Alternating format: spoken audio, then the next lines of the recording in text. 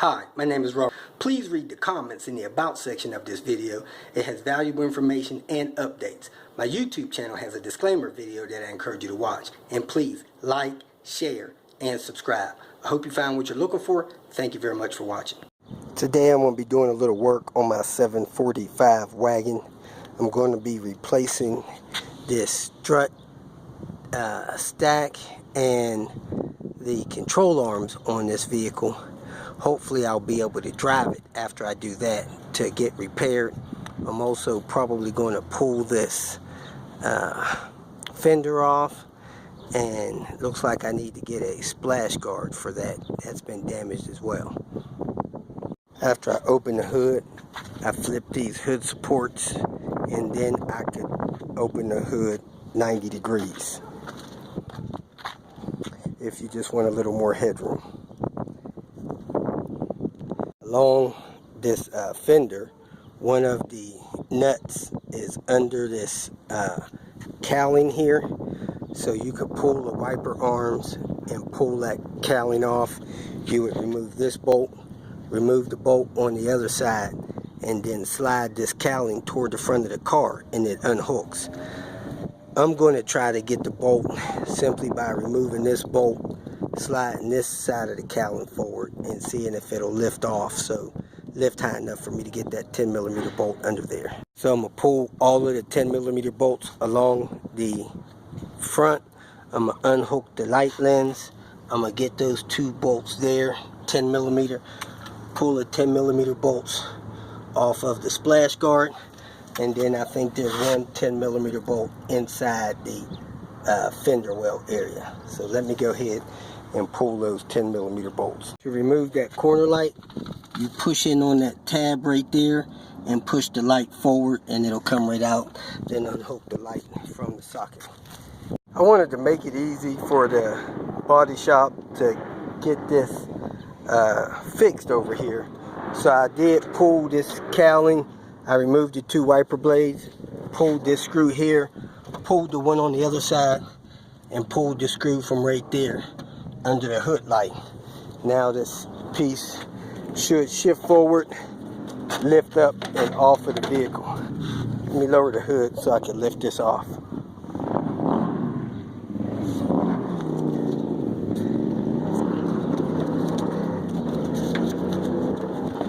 Well, it may lift off better with the hood open. Let me open the hood back up and get this lifted off.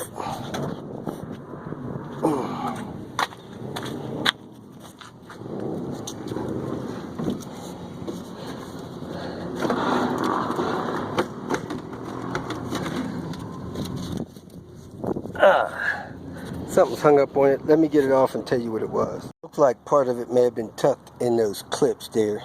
That was holding it in. Had to slide it forward a little more, and now you have access to your window motors and stuff like that.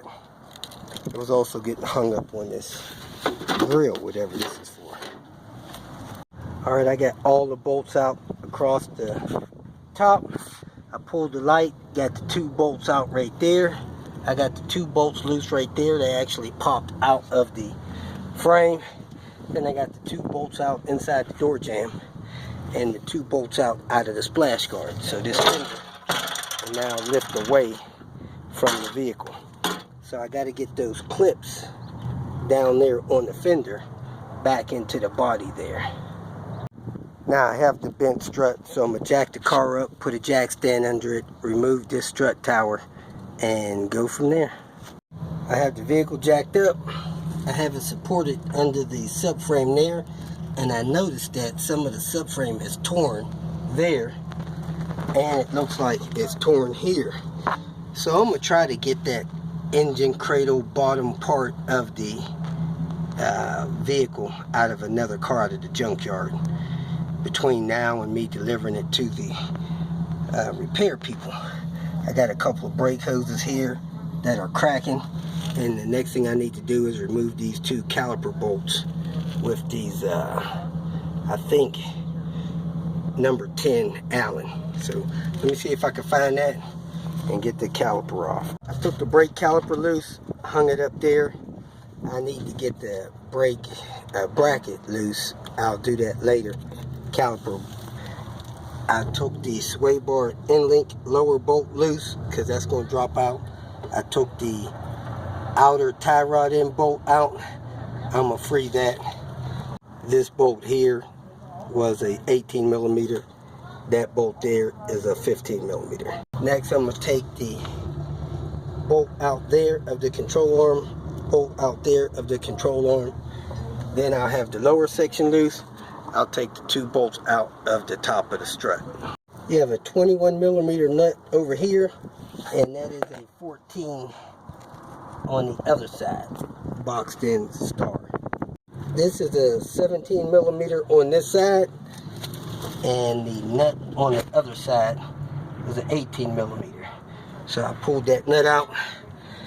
The 2 bolts I removed up there was 15. So now I'm going to tap this out, control outer tie rod in, and pull those 2 bolts and drop that out of there. I'm not trying to do no alignment or anything like that, so I hooked up the top 2 15 millimeters. I tightened them down. I put this trailing arm in. I didn't tighten it down. I'm having problems fitting this in, so I'm putting the jack under it. I'm going to jack it up in there, put the bolt in it, and I really need to put this in at the same time, this little sway bar in-link, even though it's bent. I got that 21 and 14 snug down there. I got this 18 and 17 snug down there. I tightened this 15 there. I tightened this 15 there. And since this thing was so out of alignment, this wheel pointing toward the passenger side, toward the right, I adjusted this outer tie rod in to pull that as far left as it could. So I turned it several times to get it to pull that wheel in. And now I'm putting a brake caliper bracket on. I'm going to put these worn out brake pads back on there. I need to replace them as soon as I get the car back. And I'm getting ready to put the brake caliper on, then install the spacer in the wheel. Decided to take this splash guard out and get a replacement one. I want the people that's fixing it to be able to see the damage that's done behind the splash guard. So I'm going to pull the bolt out here, the bolt out here, the bolt out there, and the bolt out there, and screw them back on the studs. I got that wheel skirt out, and as you can see some of the buckled metal around here and there. I got the screws in place. I got the tire inflated a little more. I got the wheel on. It's not pointing out as bad because I adjusted that outer tie rod in. I got my battery in, and I'm going to see if it'll start. Hadn't started it in a while. Alright, here I go. Put the key in. I'm going to cycle it a couple times for some gas. I do hear the fuel pump and the fuel pump relay. And I see the gas gauge going all the way over to full. She fires right up. Good deal. There she is, purring like a kitten. I'm going to deliver her to the mechanic to get the body work done on Monday. Alright, I'm all done for today. This is how I'm going to drive that car down to the shop on Monday. A friend of mine got me this hand soap industrial strength stuff. I'm going to give it a try because I was working with gloves on, but cleaning up my mess, my hands got dirty. So let's see how that does on cleaning my hands. If you feel that this information was useful, please like it and share it with your social media friends. You can subscribe to my channel so that you will get notifications of future videos that I post. You can follow me on Twitter, and if you need to contact me directly, please visit my website. And if you have any questions, leave them below, and someone or myself will reply to them. Again, thank you very much for watching.